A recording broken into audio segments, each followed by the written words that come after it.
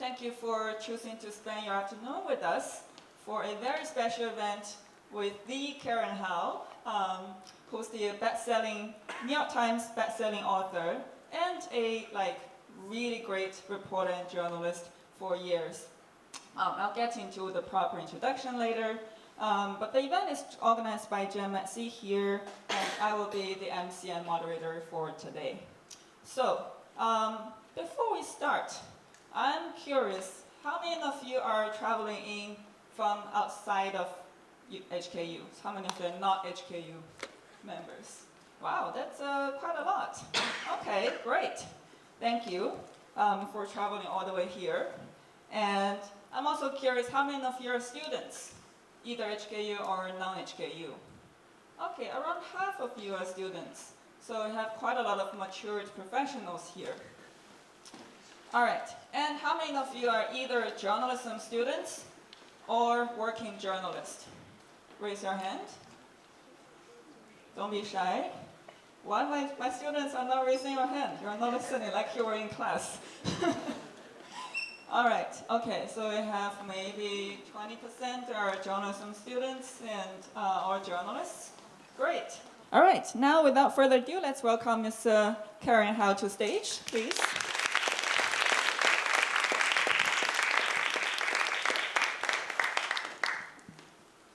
Well, Karen needs no introduction, but I'll do it anyway. In case you only know her as the best-selling author, no, she's more than that. She's also, as I mentioned earlier in the opening, she's also a long-time journalist. You've been contributing to publications like The Atlantic, and you were previously a foreign correspondent for the Wall Street Journal, focusing on AI in China, which I think that's the opportunity relocated you to Hong Kong, right? Yeah, so Karen actually is based in Hong Kong, in case you don't know, even though she travels most of the time these days for the book tours. And before that, she spent a few years with the MIT Tech Review, first as AI reporter and then later as a senior AI editor, and that was when you started covering OpenAI, is that correct? That's right. Now, yeah, so that's kind of your journalism background. So that goes back to almost a decade, right? You're not that old. Karen is actually really young. Yeah, almost a decade. Right, almost a decade. All right, now, let's talk about the book. One question I forgot to ask earlier. How many of you have finished reading the book? Raise your hand if you have. Oh, great. We have a handful of people have read the book before. So, for the majority here who may not have finished the book or are still new to the book, what does Empire of AI actually mean? We have one quote from your book here, but give us more elaborations, please. Yeah, well, first of all, can you guys hear me? Yeah? Okay. Thank you so much for being here. It's really nice to be back home for once and to be doing an event in Hong Kong. And thank you to Yolanda and to Ruby for hosting me here. So the title of the book, Empire of AI, is trying to articulate an argument that I lay out in the book that companies like OpenAI really need to be thought of well beyond just businesses providing products and services, but as new forms of empire that parallel the empires of old. And fundamentally, the reason why I think this analogy is extremely relevant is because it not only explains or captures the scope and scale and magnitude of these companies' operations and their global footprint, it also highlights how they have consolidated an extraordinary amount of economic and political power, primarily through the dispossession of many people around the world. And I talk about 4 parallels in the book between the empires of old and empires of AI. The first is that they lay claim to resources that are not their own, but they redesign the rules to suggest that those resources were always their own. That refers to the data that they scrape from the internet and say it's totally free to use to train their AI models, the intellectual property that they take from artists, writers, and creators and say that it's fair use under copyright law. The second parallel is that they exploit a lot of labor that not only refers to the workers that they employ, tens of thousands of them all around the world, that live in very impoverished conditions but contribute to a significant amount of economic value for the company without seeing a proportional amount of that in return. It also refers to the fact that they are designing, ultimately, labor automating technologies, and that is not an inherent feature of AI systems. It is a design choice that OpenAI and Silicon Valley makes that then, when deployed, these technologies end up eroding workers' rights. The third parallel is that they monopolize knowledge production. So over the last 10 years, we've seen these companies become so resource rich that they're able to offer extraordinary compensation packages to AI researchers. So some of you may have seen headlines in recent months about Meta offering compensation packages of 100 million US dollars to some of these researchers.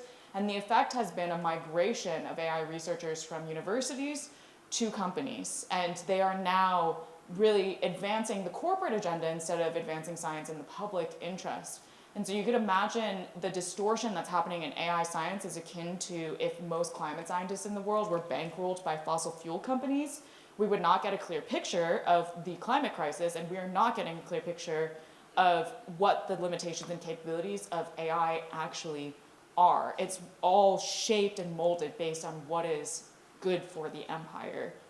And fourth and finally, these empires engage in a moral and existential narrative around their imperative to exist. So these companies portray themselves as the good empire that are on a civilizing mission to bring progress and modernity to humanity. That's what, if we give them unfettered access to resources, to labor, allow them to engage in all this extraction and exploitation, what we get in return is a technology that supposedly can unlock some kind of utopia and bring us to an AI heaven. And if the good empires don't get there first, then the evil empire gets there first. And Silicon Valley loves to portray China as the evil empire. And if the evil empire gets there first, then instead of an AI heaven, we end up in an AI hell. Yeah, so your book is, oh, that's like a more powerful start than I imagined. But that leads actually very naturally to the next one. So your subtitle of your book is about the dreams and nightmares, right? I think what you were talking about, the good and evil, kind of leads naturally to the dreams and nightmares. So tell us more about what are the dreams and what are the nightmares? Yeah. And where are we? Yeah, one of the things that was most surprising to me when I was reporting the book is in the public discourse, obviously we hear two very binary narratives, which is either AI is going to save us or AI is going to destroy us. And I initially thought when I started reporting the book that this was just rhetoric, because Silicon Valley is advantaged by both narratives. Both narratives portray AI as all-powerful and therefore something that should be controlled by a small handful of people. And lo and behold, Silicon Valley steps in, being like, we are the small group of people that should be controlling this technology. But what I discovered through reporting is that there are people who genuinely believe this, and they are sometimes colloquially called the boomers and the doomers. The boomers believe that artificial general intelligence, this concept of a theoretical AI system that can reach parity with human minds, is going to arrive imminently, and that it's going to have this cataclysmic shift in the utopic direction, and the boomers think that it's going to be a cataclysmic shift in the negative direction. And when I was speaking with people in the doomer camp, for example, like their voices were quivering from the anxiety of thinking that they and all of their loved ones could die at the hands of this technology in a couple of years. Like this is how sincere and visceral their belief is. And so the dreams and nightmares kind of captures this like quasi-religious fervor that surrounds AI development today within OpenAI and in San Francisco in general, that drives a lot of AI development. Because a lot of, and this is like a key thing that I think people often miss about the AI industry, is most people see the AI industry as just a canonical industry, in that it's motivated by profit, by commercial, by a need to generate more money. But that doesn't actually tell the full scope of the story, because when you look at OpenAI, it's not like its decisions do not actually make financial sense. And the other part of the equation is the ideological one, this intense quest to build a technology that these people believe is going to unlock the next stage of civilization. Yeah, so we are kind of reaching that word that we haven't talked about, but really essential in your book, AGI, right? So tell us more about, the pursuit for AGI and your observations, both in your reporting leading up to this book, and what's your thought on this by now?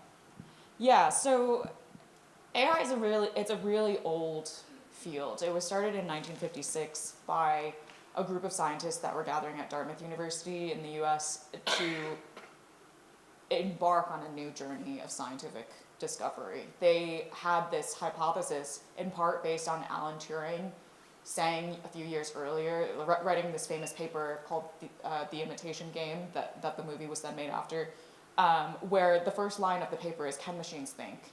And these scientists at Dartmouth University were like, why don't we start a field to explore this question? Like, is it possible to build thinking machines? And at the time, which is also true today, one of the challenges of the AI discipline is that we actually don't really know what intelligence is, like natural intelligence. There's no scientific consensus from biology, psychology, neuroscience of what constitutes intelligence. And so when you try to create a field whose ultimate purpose is supposedly to recreate intelligence, it causes a lot of debate because people cannot agree on what they are trying to recreate. And so over the decades, there have been these two major branches of AI that have really been rooted in two different philosophies of intelligence. One is we're smart because we know things, we have knowledge. And so to recreate intelligence in computers, we should be encoding databases of knowledge. The other branch is based on the philosophy, we're smart because we can learn things. Like when you watch a baby engaging in the world, it's gathering all this data by grabbing things, putting things in their mouths, and exploring and ultimately using that data collection to build a world model. And so that led to this branch, machine learning, which then led to the branch deep learning, which has now led all the way to generative AI today. And the pursuit of artificial general intelligence, which became popularized by OpenAI, was this essentially a rebranding of AI. Like AI originally in 1956 was also a term meant as software that reaches human level intelligence. But then over the years, the term kind of got cheapened to just refer to the existing products and services that we have today. And so OpenAI was like, we're going to return back to the original ambition and use the term artificial general intelligence to separate ourselves from just the typical products and services that we already have. And they decided to take a particular bet on the branch of AI that comes from the philosophy, we're smart because we know how to learn, or because we can learn. And essentially, they in 2015, like they took a very controversial decision within the scientific community, which was we can get to human level AI systems simply by taking existing deep learning technologies and feeding them with ever more data and using ever larger supercomputers to train these systems. And that is essentially the thesis that led all the way to large language models today and ChatGPT. But there has been a significant amount of continued controversy within the scientific community about whether this approach is actually leading in any way to artificial general intelligence. And actually 75% of researchers surveyed this year say, no, it's not leading us to AGI. And it's not clear what will lead us to AGI because once again, there's just a lot of confusion around what intelligence is and therefore whether we're getting close at all. Yeah, since we're on this topic, a couple of weeks ago, I don't know if you saw the news, Geoffrey Hinton, Joshua Benioff signed a statement to urge a suspension of AGI development. That's called the Statement of Superintelligence. What's your take on that? Yeah, Hinton and Benioff signed a lot of statements. Both of them are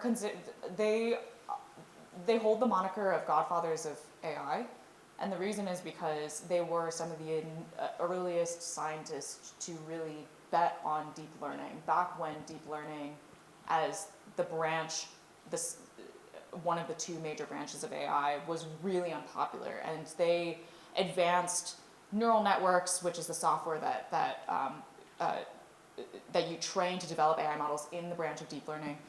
And they believed, the reason why they believed in deep learning, even when it was deeply unpopular, is because they have a particular conception around intelligence that our brains are kind of like statistical engines, and therefore deep learning should be the thing that recreates intelligence, because deep learning is a statistical engine. And like Hinton, for example, like he believes that these neural networks, they're designed as networked nodes, and those nodes are meant to represent neurons, and their networks are the synapses in our brain. And Hinton has like extreme confidence that this is the correct model for eventually reaching human intelligence and then super intelligence. And he's grown more and more and more, like he was always really confident about this, but he's grown more and more and more confident about this over time. But this is like an open scientific debate. Like we don't actually, again, know how our brains exactly work, whether just putting a lot of data into our neurons and synapses truly is the only thing that leads us to have the skills that we do. And there are many people who point out, well, for example, that's not how we learn math. Like we don't just absorb a bunch of data about math and then intuit math formulas. I mean, there are people like Einstein and Newton who did that, but like most people, we're just taught like 1 + 1 = 2, and like that's like symbolic instruction. Like you're encoding, you're like passing down explicit knowledge. And so some people say that like, no, deep learning is not actually going to be sufficient. We still need the knowledge. We need a mixture of both like the learning and the knowledge branches of AI. But because Hinton and Bengio are deep learning purists, they have become very radicalized on this idea that AGI is definitely going to happen, that superintelligence will then definitely come to pass, and that once we have superintelligence, humans will be in danger, because as Hinton often says, there's never been in history a smarter species ruling, a less smart species ruling a smarter species. It's always been the other way around, and so he thinks that superintelligence will then have some kind of existential threat to us. Right, that leads to the whole AI safety debate and Yeah. claim, but we'll go back to that later. Let's bring it back a little bit, since in your book you really detailed how OpenAI started as a company aiming for AGI for humanity, right, on the positive direction, while over the course of like a few years, it kind of changed its course and direction. Tell us a bit more, both of your observations, but also what's the point where you realize, oh, I don't think this company is doing what it's saying? Yeah. So I started following OpenAI in 2018, but I pitched a profile, the first profile of OpenAI in 2019 to my editor, and then I embedded within the organization for 3 days in late 2019. Profile came out in 2020. And at that time, I went into the profile, reporting on the profile, with more rose-colored lenses about taking OpenAI's word at face value. Like they portrayed themselves as this nonprofit do-gooder organization, and I thought this is a really interesting organization that I should be looking more into, because they said that they had basically solved what is a perennial problem with technology innovation in Silicon Valley. Is like companies, they need to raise a lot of capital, so they set themselves up to raise that capital, but then their mission drifts to align more with the investors and with shareholders than with the public. And OpenAI was like, we think we've solved the problem by creating this bespoke governance structure where we have a nonprofit governing a for-profit, so that we can raise the capital and still retain our mission alignment with the public. And so I went in thinking, if they have solved this problem, I should be covering this as a case study for everyone to learn about and replicate around the world, because that would be a remarkable new way of making sure that innovation always stays within the public interest. I pretty much realized that it was all smoke and mirrors by my first meeting with the company, because my first meeting was an interview with Greg Brockman and Ilya Sutskever, chief technology officer and chief scientist at the time. And I just asked them a really basic question. I was like, why are you, like, you've raised billions of dollars. Why are you using the billions of dollars to develop AGI rather than, just tackling what you think AGI, what you're saying AGI could theoretically do, like solve poverty? Like, why not just deploy that capital to solve poverty instead? And they couldn't articulate an answer. And then I was like, okay, well, your origin story really emphasizes the bad actors getting a hold of AGI as well. And the reason why OpenAI needs to be the one building this technology is so that you prevent the destruction that could happen if bad actors get there first. So what exactly is the bad scenario that could come to pass if bad actors get there first? And Greg Brockman thought for a bit, and then he was like, well, I think deep fakes are bad. And I was like, these are really weak answers.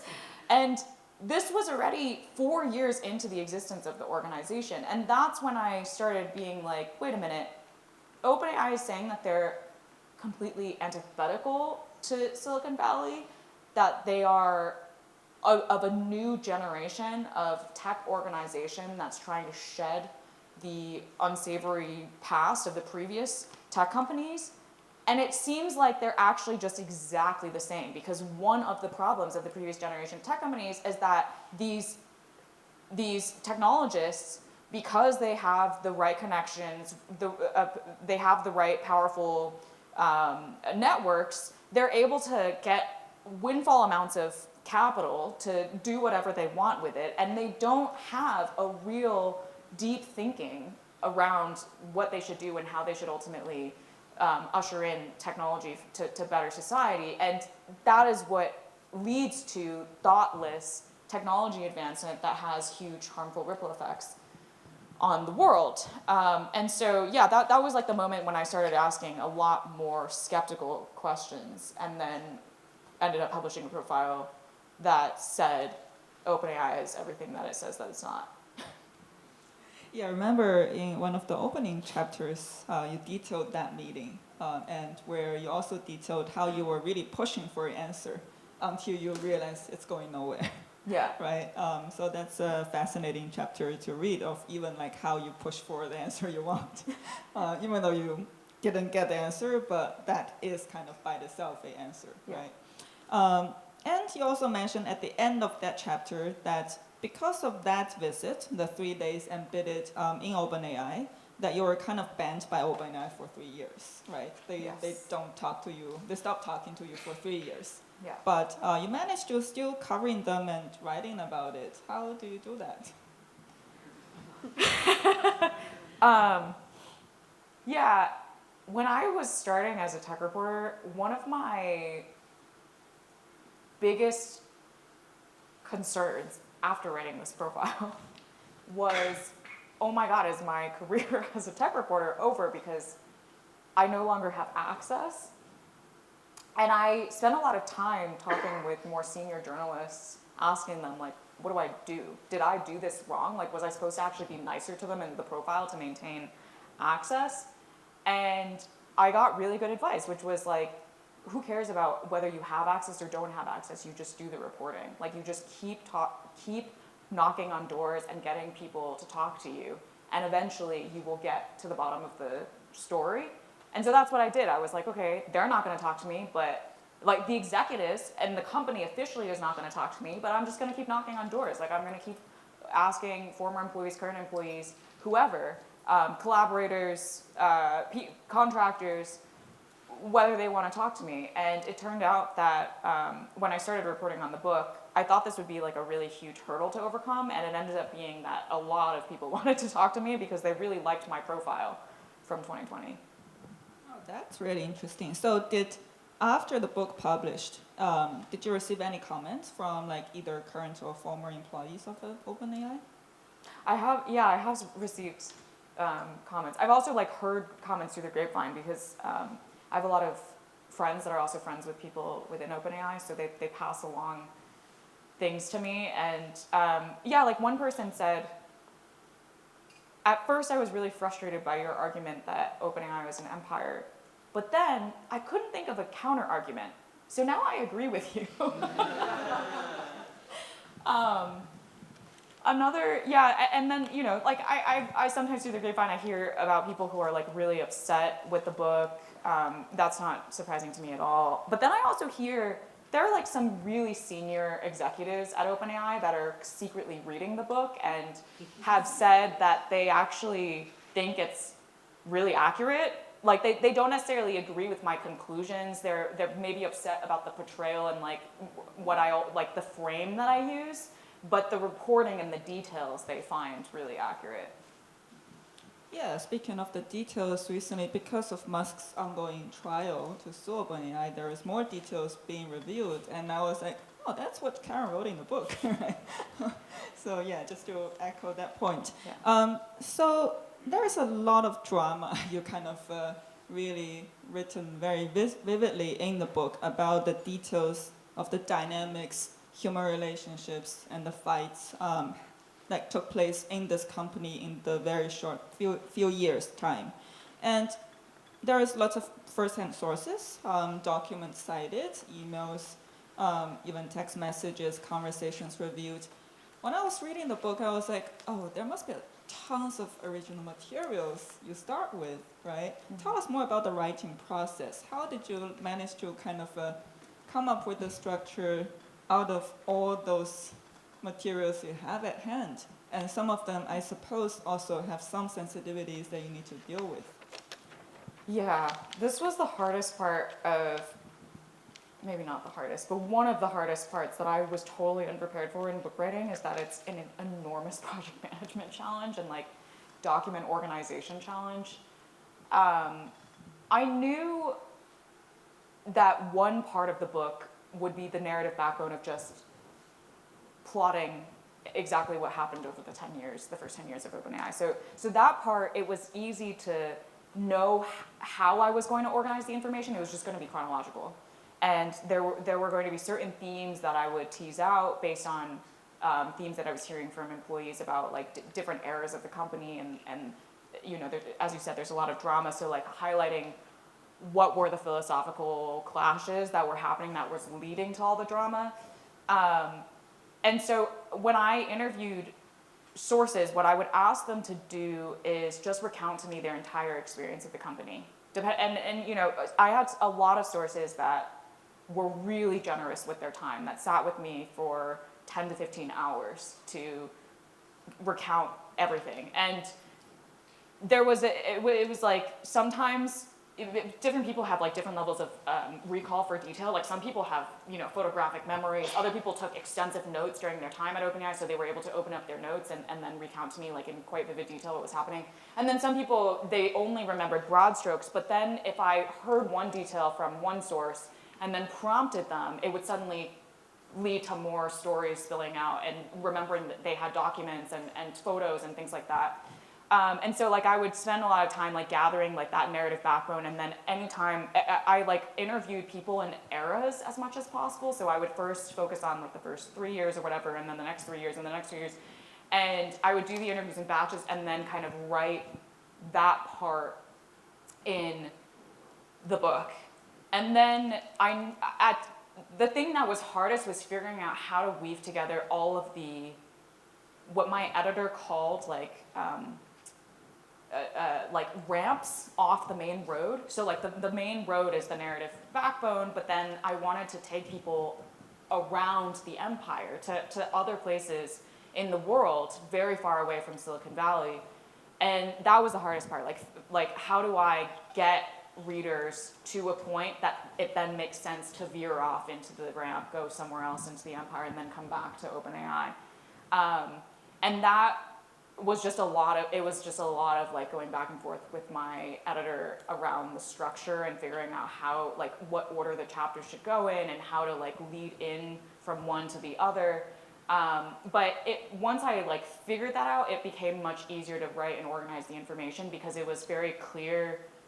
Like I would do the narrative stuff and then I would go on a reporting trip and then dump all of my reporting into the chapter that would be the veer off, and then do some more reporting on the OpenAI stuff, continue writing that stuff, and then go on another reporting trip, and then dump all my reporting into another chapter that would veer off.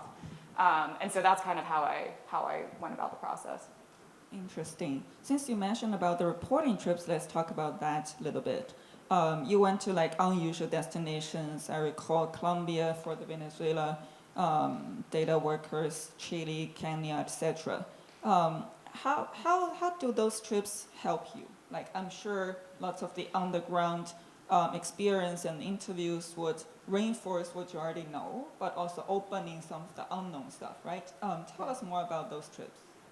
Yeah, when I started working on the book, people always think that I started writing an OpenAI book and then I came to the empire argument. It was actually the other way around. I had been doing a lot of reporting on what I was terming AI colonialism, and I had done this series for MIT Technology Review right before I left. That was a 4-part exploration of this idea that the AI industry was recreating a colonial empire.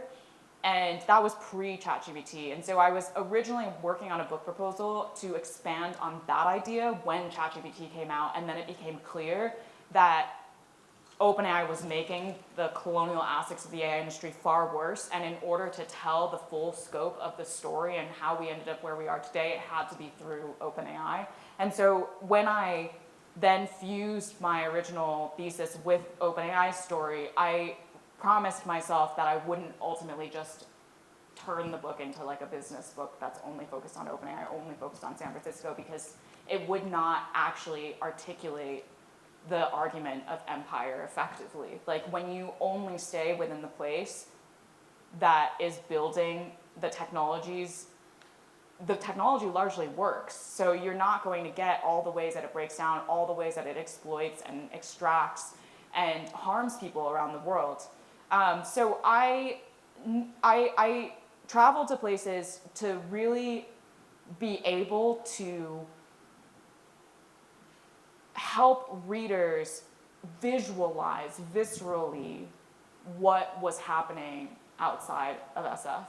Like, it's impossible to do that for the reader if you can't do it yourself. And so when I went to different places, I would spend, like, for all of my reporting trips, I tried to spend at least a week in each location, not just interviewing people, but also just like roaming around that place and like talking to lots of people that were also completely unrelated to the book to try and understand the local context and history and culture and language of that place so that I could capture it into the book.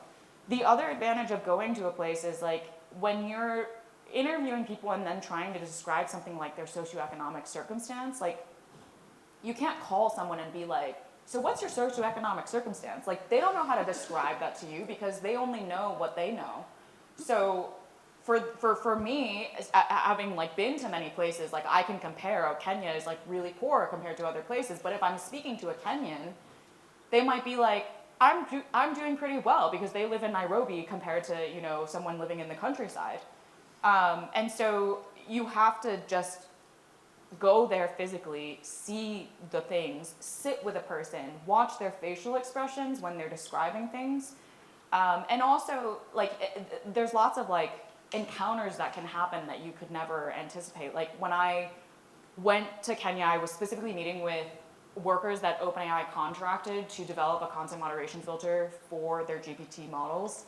This was extremely traumatic work for the workers. It was akin to being a content moderator for the social media era, where they were wading through extremely toxic content in order to teach a filter how to block that kind of content from coming out of something like ChatGPT.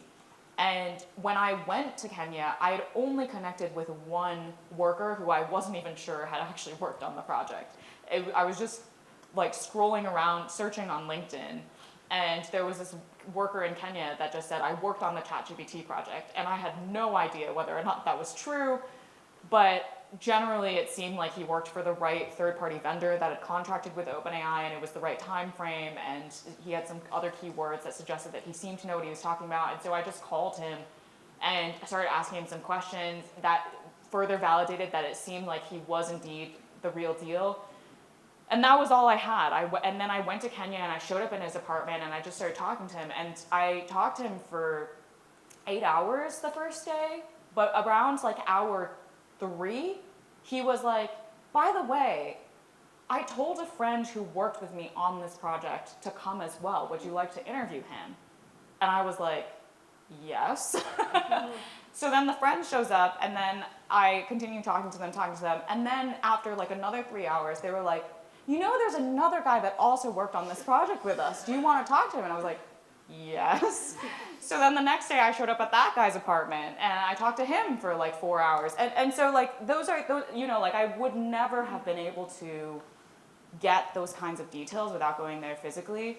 And they said themselves, they were like, we've spoken to journalists before, but I was the first journalist they went on the record with and had their photos taken for, and that piece ultimately was published in the Wall Street Journal, the front page of the Wall Street Journal before it went in my book. And one of the reasons was because they felt very moved that I had taken the effort to come see them in person. Yeah, that is really the craft of a journalist, right? How you actually build trust, how you be there with them, and how you tell the story after. And what I was really impressed, you mentioned about how you're kind of really trying to visualize it for your readers, but also I found that for those chapters where you actually bring out the human stories, right?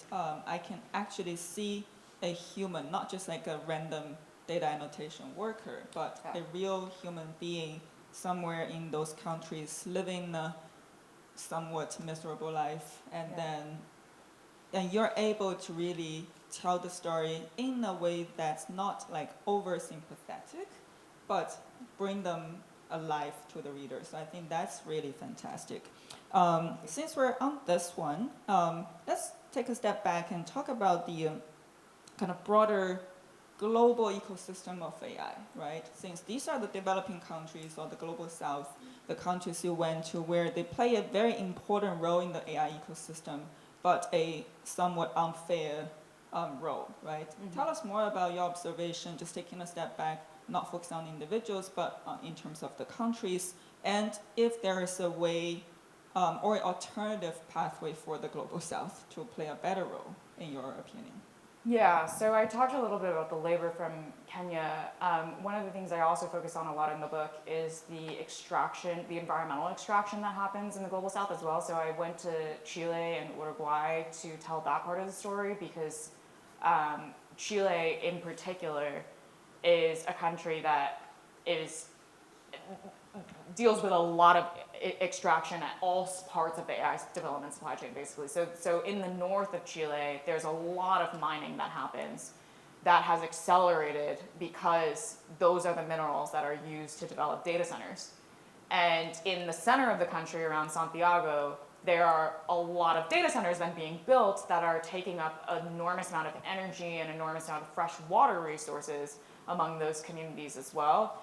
And when I was speaking, I spoke with a lot of activists in both parts of the country that there's a very, very, very long history of activism in Chile around these types of issues because there's been a very, very long history of what is termed extractivism, this idea that it's not just extraction happening, but extraction at an extremely large scale that is ultimately benefiting people far away from the site of extraction. And this was a term that was coined by Latin American scholars during the colonial era when Latin America served that purpose for older colonial powers. And the thing that, both in the labor case and the environmental case, it's exactly this power dynamic that's happening. Like OpenAI and the Silicon Valley companies are accruing extraordinary revenues off of the backs of resources and intellect and labor and talent that is coming from these global south countries that then never get to see much of it in return.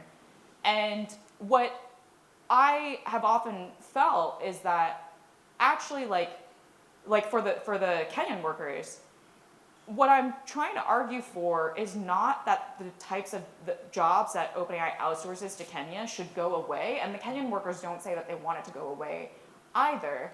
But this is like, why not create just real meaningful jobs out of this work and treat these people as people, give them an actual salaried position, and use that as a mechanism by which to redistribute some of the wealth accrual that's happening in the center of power. Like OpenAI always pays lip service to this idea that it's going to redistribute the wealth that it is concentrating. And yet then, like in the key opportunity in which to do that, which is to just pay your labor fairly, they do not. And so that's kind of like what I envision as like a different relationship between Silicon Valley and with the rest of the world, is stop dispossessing the rest of the world to just gain more and more riches for yourself. Return that value back to the people that are essential to generating that value for you in the first place. Yeah, but in your book, you mentioned one of the companies who's kind of on that path, but you also mentioned how competition is really bad. Like this company is not doing as well as the other companies who's kind of supporting that scale at all cost approach, right? Because they can offer cheaper labors and cheaper service, et cetera, et cetera. So that kind of reminded me of one of my own personal experience many years back when I was actually supporting in Bangladesh, where helping building that's before the AI became so popular by that time, building a platform so that the young kids in the slum in Bangladesh can find those digital work online, Mm-hmm. So that had some potential to actually support the young kids in a developing country to get job opportunities. But very soon, because of the whole capitalism and the scaling kind of direction, that really changed the whole ecosystem in the wrong direction, basically. Yeah, basically what we see is that any company that tries to be a human rights oriented, labor rights oriented actor that's paying these data annotators and content moderators well ends up losing to the more brutal companies that are willing to just pay pennies to the workers, because from the client's perspective, OpenAI or another AI company can pay a lot less for the same thing if they go with the vendor that doesn't have a floor, a minimum to the payment and like labor rights. But that said, there is a way out of this situation, because there have been many other industries where this same race to the bottom happened, but then there were like really key transformations on the supply chain of those industries to elevate the working conditions of people. So the fashion industry is a very canonical example of this, where the Bangladesh Accords, speaking of Bangladesh, is this international agreement that all major fashion brands signed onto to establish that minimum labor rights standard that they all must comply with, and that an international governing body will investigate and hold them accountable to, such that if they find violations against the accord, these companies are penalized. And I spoke with the woman who was the lead orchestrator for the Bangladesh Accords, and she said that her theory of change is that it really actually only takes two major players within an industry to establish a race to the top rather than a race to the bottom. Like if two major players within an industry signal that they will now have different norms by which they operate, all of the other companies will be pressured into also agreeing to those norms, because they no longer want to be seen as like bad actors by consumers, and they don't want their brand to be dinged. And so she felt that there's a very similar case that could happen for the AI industry, where if we can just pressure two major players to agree to higher labor standards, it would actually start transforming the labor circumstances of the industry. And essentially with the Bangladesh Accords, what she did to get those two major players to flip was to just aggressively engage in an accountability campaign, like really hammer them with public backlash, with ads, billboards taken out in their headquarter cities, until the pressure was so high that even without formal legislation at the time, the companies voluntarily, in response to the public backlash, committed to those standards. And that's what paved the way to the Accords actually becoming something that had teeth. All right, that gave us some hope. Just two major players. All right, so since we're kind of a lot of here are journalism students or journalists, I don't want to kind of bring it back to journalism side of things. Another role you've been playing, I don't know if you're still doing that, as the lead designer of AI Spotlight series for Pulitzer Center. That's why I first listened to your kind of training as well, to train journalists globally to cover on how to cover AI. And I feel like there is a lot of AI-related reporting that's undercovered. Yeah. Where do you think are the biggest areas that need more reporting and more coverage? Every area.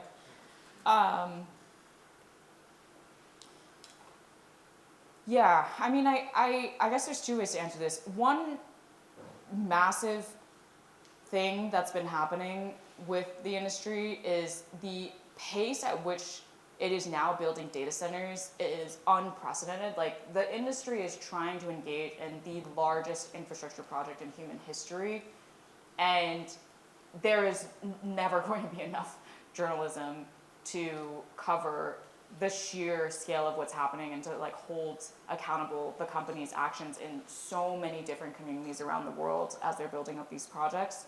Just to give a size estimate of the scale, Sam Altman just a couple weeks ago said that he wants to build 250 gigawatts of data center capacity by 2033. 250 gigawatts, I should do the calculation for Hong Kong, but 250 gigawatts is literally 4 dozen New York Cities worth of energy. So he's talking about plopping 4 dozen New York Cities of giant sweaty computers onto this earth.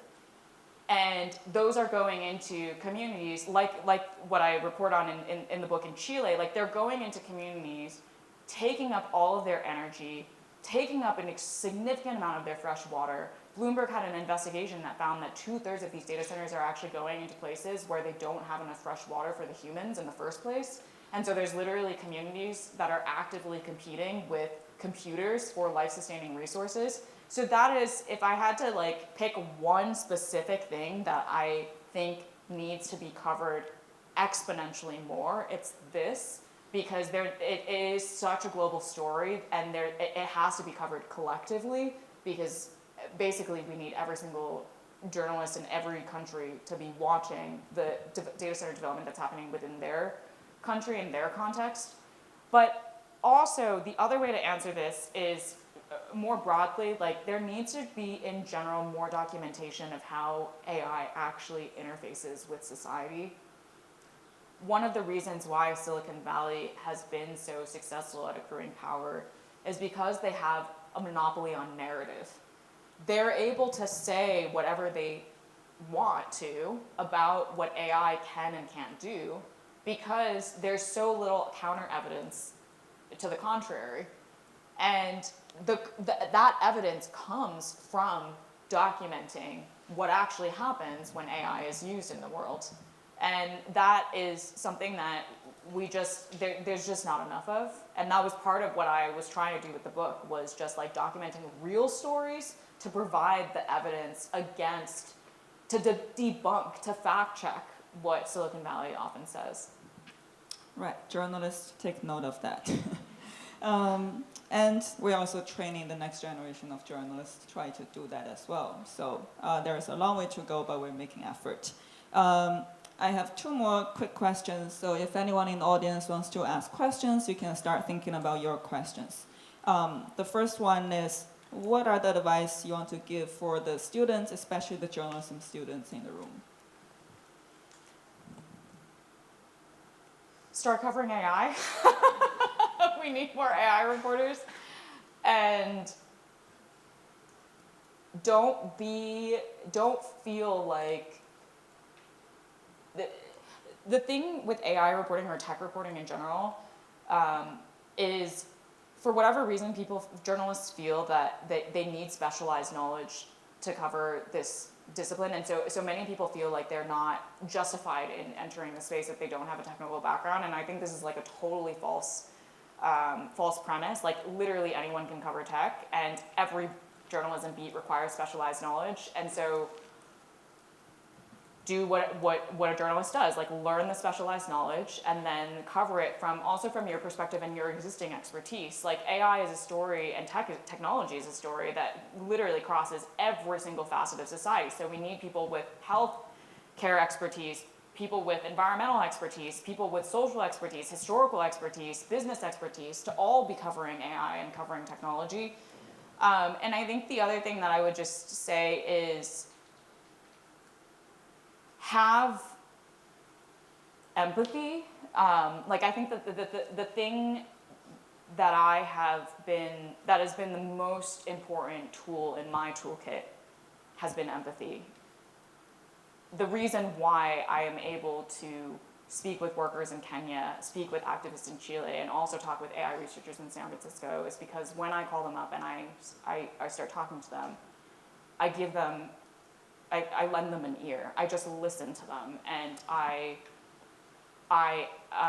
try to walk in their shoes, and that has been the most powerful reporting skill that I have developed and has served me well in my career. And that is also why I believe that AI can never do journalism. Like it can never replace journalists, because that kind of empathy, that human-to-human connection where two people with two lived experiences are entangling with one another is something that AI can never recreate. That also gave us hope. Journalism still exists and will be existing. And the last question is a little bit personal. I heard you don't use AI. I don't use generative AI. Okay.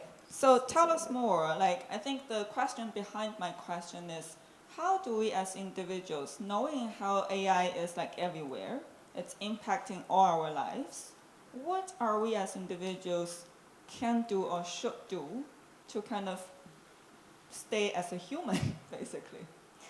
Yeah, well, one thing we haven't really touched on is that AI is a huge collection of technologies. I often use the analogy that the word AI is like the word transportation. Transportation as a word refers to everything from a bicycle to a rocket, but clearly these are different types of transportation that have different cost-benefit trade-offs, and AI is very much the same way, where you have generative AI systems that are kind of like the rocket of AI, and then you have specialized small task-specific machine learning systems that are more like the bicycle of AI. And the critique that I lay out in my book is not actually of all AI, it's specifically of these large-scale models, because if you think about like rockets as the analogy, there are very few transportation needs in which we actually require rockets.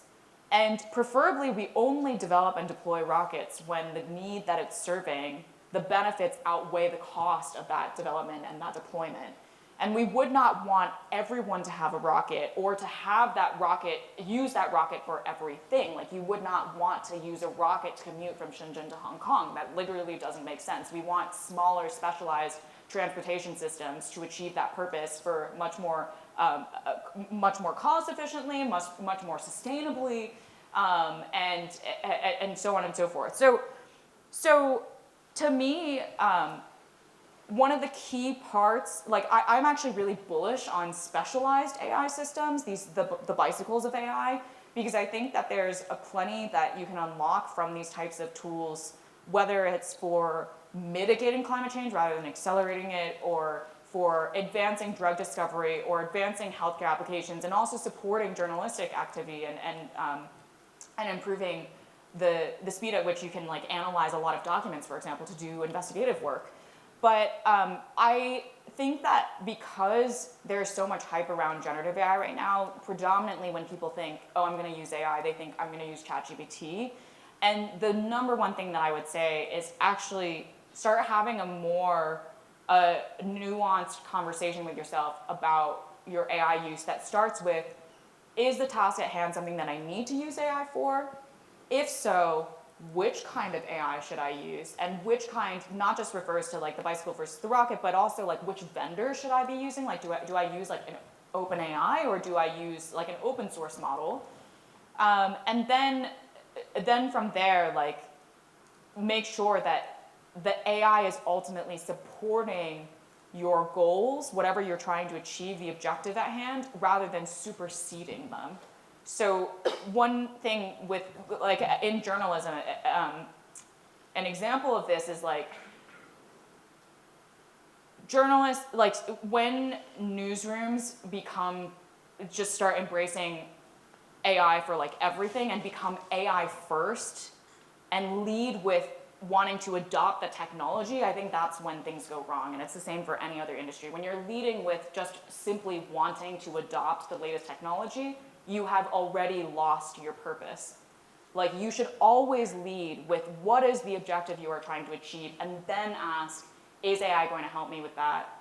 Or is whatever technology going to help me with that? And sometimes the answer is no. And the reason why I don't use generative AI is in part because I've spent a lot of time investigating the industry, and there's a lot of moral qualms that I have with the use of the technology, but also because of what I said earlier, which is like, my greatest tool that I've found has been empathy. And I ask myself, do generative AI models help me be more empathetic? No.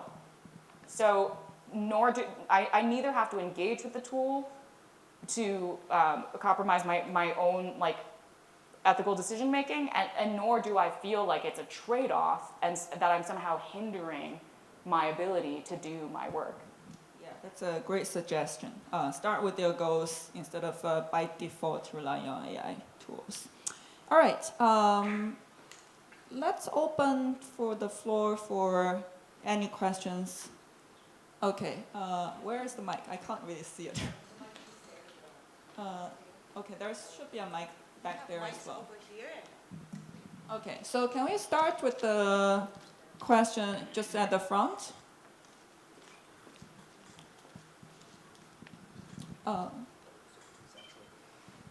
This gentleman at the front row. Hello. All right. And this is somewhat related to AI, and I think it's useful in the sense that we're mostly of East Asian descent here, and as such, we've got under the kind of training and parenting and cultural values instilled into us.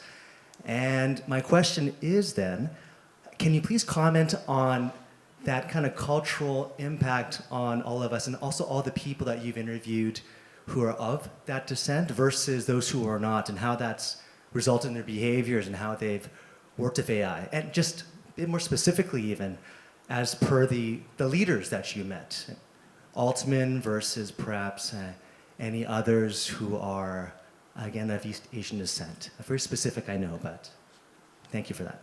Can you elaborate a little bit more on like what you're thinking of? Sure. I mean, I think the kind of comparisons I can think of would be, we all have the ideas of Steve Jobs being a good leader. My coworker, I work in venture capital, my coworker did work with Steve Jobs, and according to him, he was not a very nice guy. So that kind of alpha, that type of European American type of push, and break things whilst whilst learning, but trying winner takes all, versus I would say more perhaps the Eric Yuan of Zoom type approach, or the Jensen Huang approach, which seems to be more collaborative, and people of that nature. I don't know that I would actually, like, there are plenty of people with East Asian descent in Silicon Valley that are just assholes like Steve Jobs. Like, good to know. I don't know that I would draw those cultural lines. Yeah.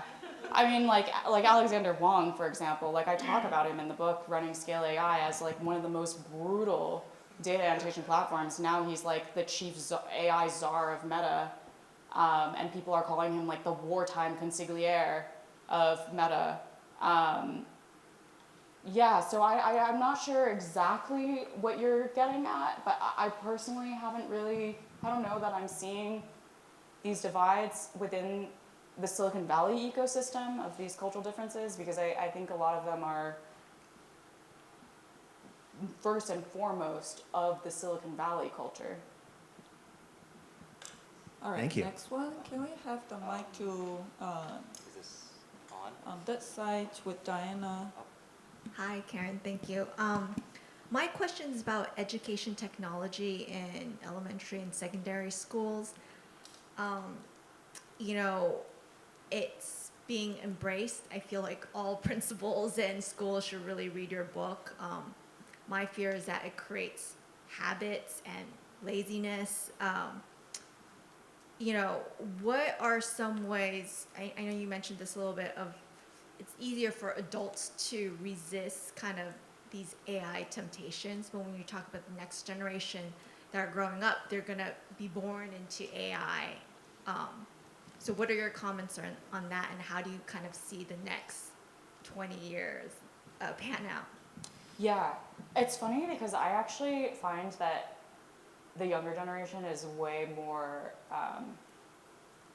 they actually are better at resisting than adults, because like for adults, there is such a wow factor with AI, and like kids who have literally just seen it forever, they're like, yeah, the computer talks to me, whatever.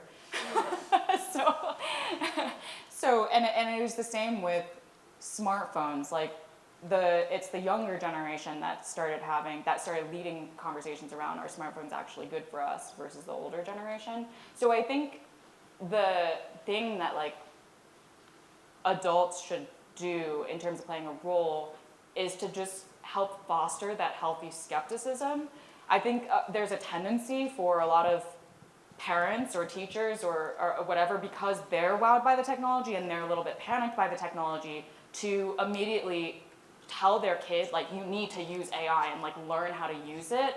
And that's actually like, I think not the advice that you should be giving. It's like, help them be curious about it, help them understand it, but also leave them this decision about whether or not they want to use it based on, the framework that I just said. Like, ultimately lead with your goals and then determine whether or not this is something that helps support it, and give them a sense of agency around how they want to integrate this technology into their lives. I think by telling kids, you just need to use it and like figure it out because it's going to be the future, you impart this sense of inevitability with them that is ultimately something that I fundamentally don't believe in. I do not believe any technology or anything is inevitable. And one of the greatest messages that I try to have in the book is like, we ultimately co-create our future.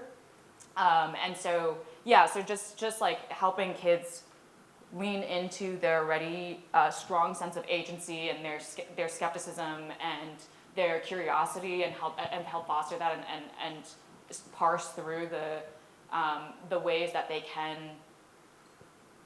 responsibly engage in AI, I think is like the best thing that we can do. All right, can we? Oh, Oh, hello. okay, I can't see you. Okay. Nice. Go ahead. The context on this might be a little long, so bear with me. You touched on the need to pay workers well, but at current levels that these model producers are spending, it is quite large. It is running up huge losses for these companies, and all these companies are almost forced to run the race. Google needs to protect its search, Meta needs to protect its user engagements. So they're forced to run these huge losses against each other in order to try and protect their, as you say, empire. But the rewards for them might be completely uncertain. JP Morgan said, I think, they need about $34 of revenue per iPhone user just to recover all the capex that they've spent on improvement. So my question is, does your empire analogy still hold if every empire is almost forced to run losses against each other just to run this race? And do you still feel hopeful about holding these companies publicly accountable when being moral may actually be unaffordable? That's a really interesting way to put it. Well, first of all, they literally don't have to run the losses. They're taking an approach that is technically unsound, and that is what is requiring them to run these losses. You can advance these models with significantly less computational infrastructure, as demonstrated by DeepSeek and Alibaba's Qwen and Kimi K2, like all these open source models coming out of China that came out of China because they were computationally constrained as a country by the US through chip export controls. And so I still think the empire analogy holds, because if you ask the question, like, they don't have to run those losses, but then why are they still engaging in an approach that racks up those losses? It's because if they admit that they don't need to accumulate an extraordinary amount of resources to do what they do, then they undermine their ability to accumulate those resources. And so that there is an inherent imperial imperative behind why they are running up those losses. And so, yeah, like they literally could do the moral thing by taking a much more cost-efficient approach, taking a much more environmentally sustainable approach, and taking a much more labor rights-oriented approach. And it would actually be the most fiscally business responsible thing. But that's not ultimately the end game. That's why I say that the end game is empire. Like they aren't just trying to run profitable businesses. They are trying to get all of the resources in society to be funneled through and controlled by them. All right, can we have someone here on the side? Thank you so much for the presentation. I teach European Studies here at the University of Hong Kong. My name is Schopenhauer. I don't have an The mic is not on.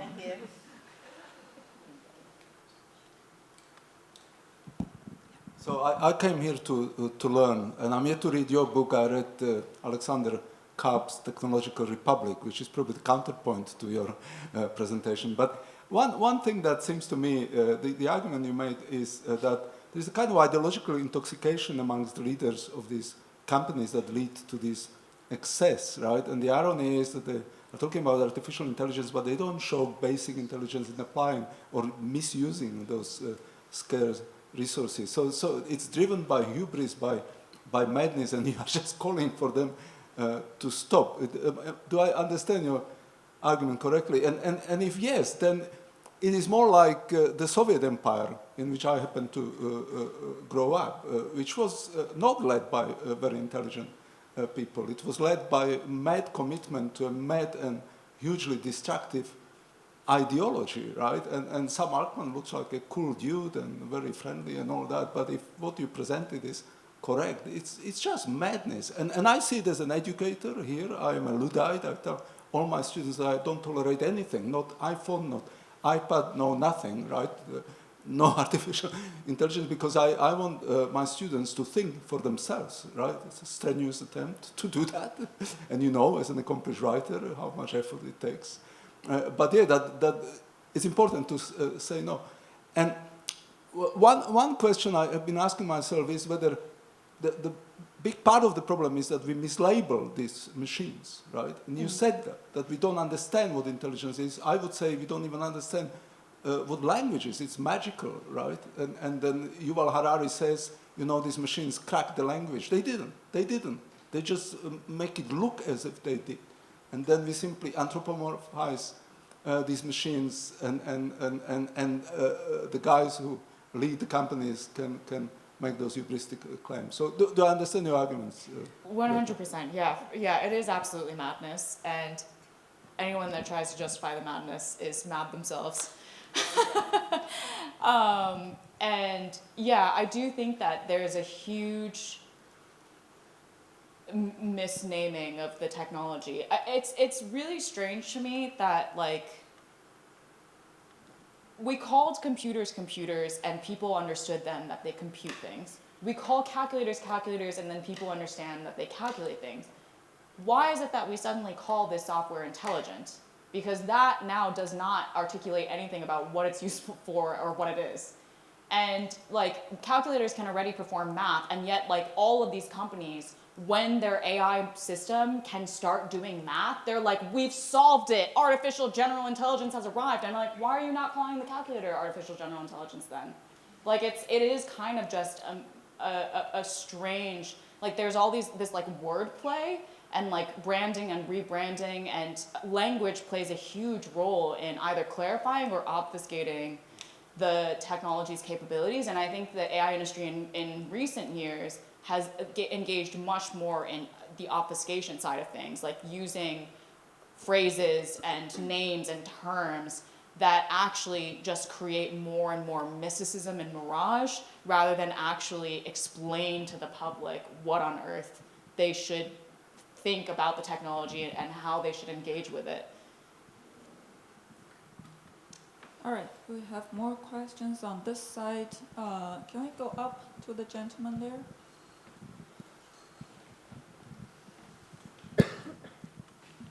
Thank you, Yolanda. That's very kind of you.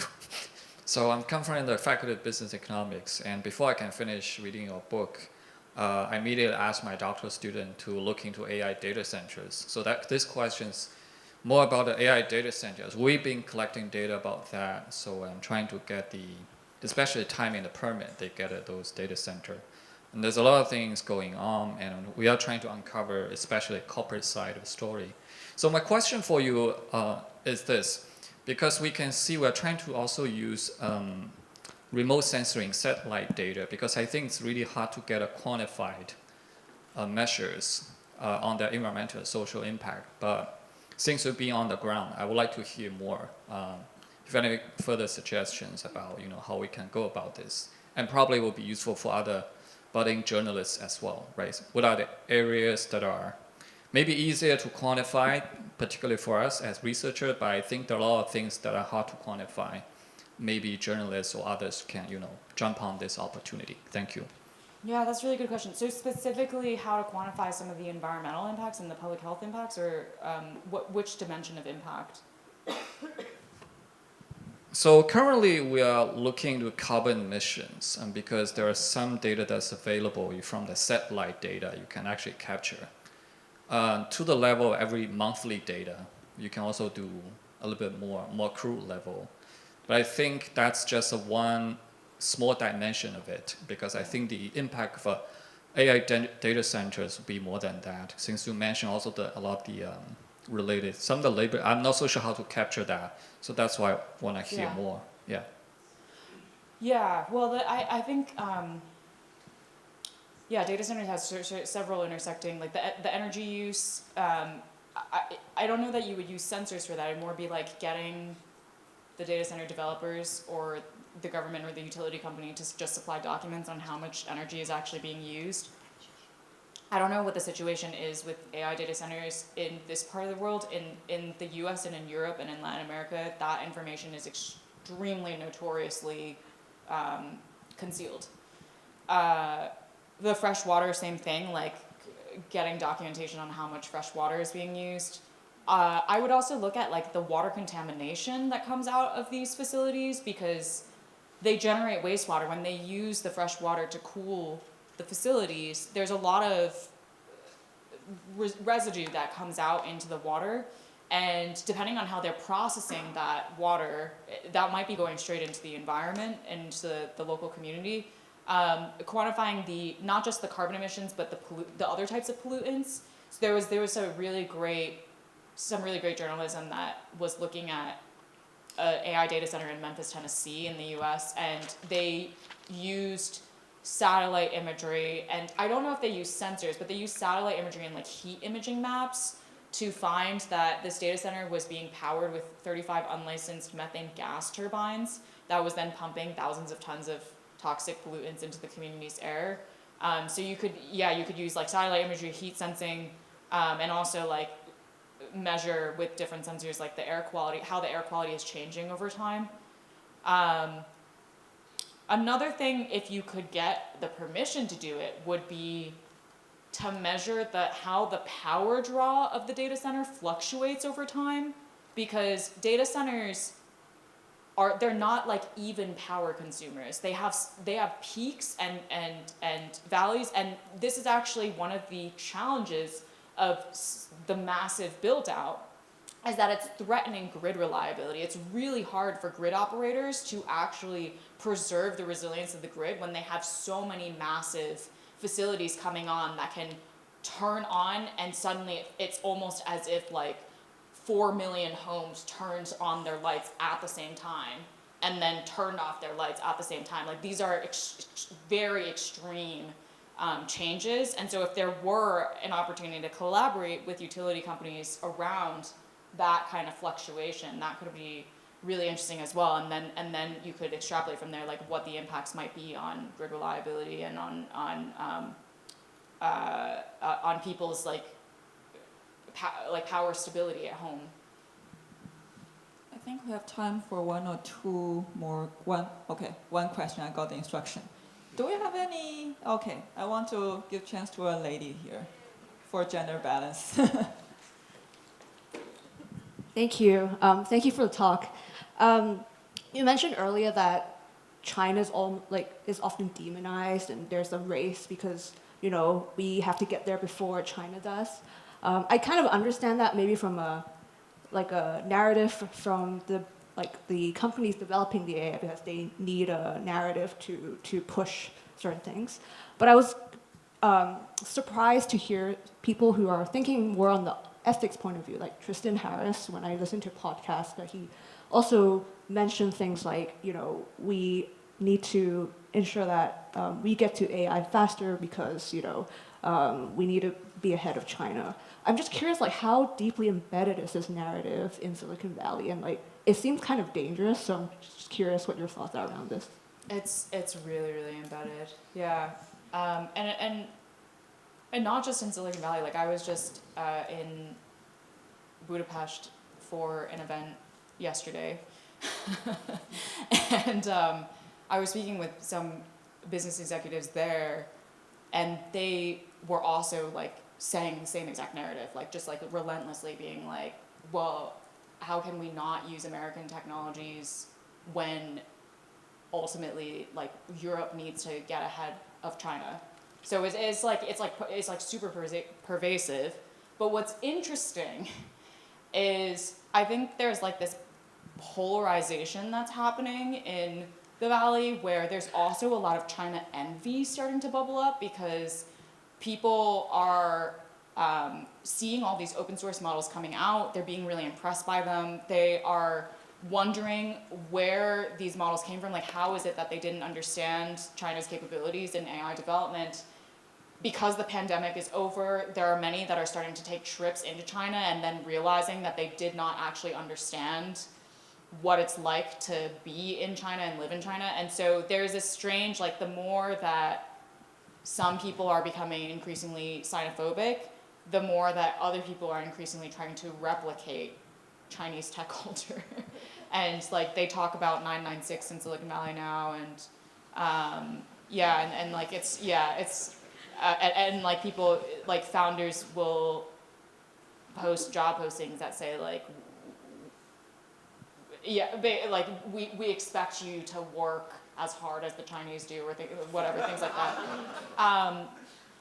So I don't know if that's I've been actually really curious whether or not that China envy will turn into a more healthy discourse around China, but thus far I haven't seen it happen. It's more just each camp has become more and more in a weird way, both are kind of just fetishizing China and not really fully trying to understand what's going on and engaging with it. It's more just this distant country that they can uphold as whatever they want it to be. Yeah, I know there will be a question about China, so thank you for asking that. With that, thank you very much, Karen, again, for this very insightful and fruitful discussion with us. Thank you all for being here.